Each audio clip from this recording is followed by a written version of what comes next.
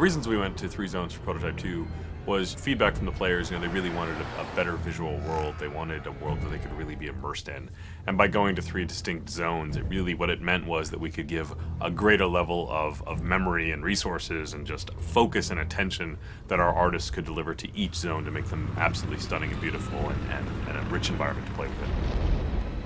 It enabled us to provide the player with different challenges, different experiences, and give the player something unexpected whenever they progress forwards. We wanted to have 3 areas where we could have sort of a military zone, a pristine zone, and an infected zone, and have them stand on their own. We really set out to have each zone have a very distinct emotion as you play through them, a different look and feel. When you go to the green zone, we wanted to make sure that you felt that the military was very much there, keeping the city streets safe and making the infection stay at bay. So you get a greater military population, you get less destroyed buildings, less papered over buildings. They tried to make it look pretty and nice. Our responsibility is sell the story, sell the mood and the feel of the location. So you will see lots of guys sitting on the sidewalks, leaning against the buildings, kind of hiding. We also focused on having a dynamic exposure so that you could have dark areas and bright areas, and having the camera really adjust for that. So it didn't feel like this monotone area of just constant intensities. A lot of the threat that you find in the green zone is slightly more insidious. It's kind of hidden away. It's not as overt as in the yellow zone where there's military absolutely everywhere, but as you dig deeper into the green zone, you start to understand that it has its own set of secrets in there, which I'm not going to go into details in this particular conversation. The yellow and the green zone represent sort of the progression to the red zone. The green zone starts out as a living normal civilization where people are still going about their daily work. They're still doing their normal things.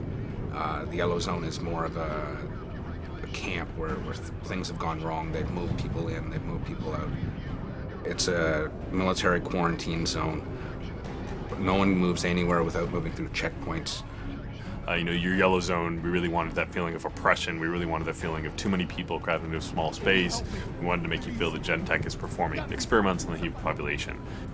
With the yellow zone having kind of expanded in such a way that the shanty towns are spilling out into the streets, what you tend to find at ground level, at least, it's a much more enclosed gameplay space and a much more dense gameplay space, which means that if you get into a fight, it changes your tactical options. So it's just asking different things of the player and requiring them to approach situations in a different way.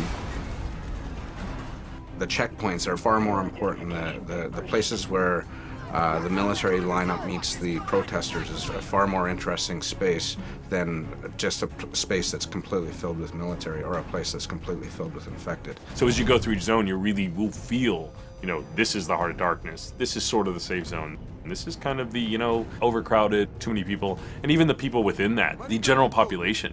You'll feel that what those people are feeling. When you get to the green zone, you've got people milling about much more naturally, and then when you get to the red zone, you're going to be hard-pressed to find just Joe civilian.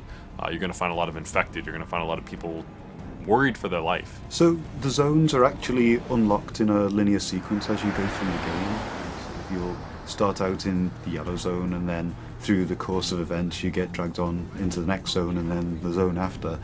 But once you've unlocked any given zone, you're free to travel between them at will to complete any of the side missions or other content that you may not have finished there, or things that you want to go back to try and to improve your performance at, etc. Prototype 2 is still very much a completely open world game where you have total flexibility to go wherever you want and do whatever you want whenever you want.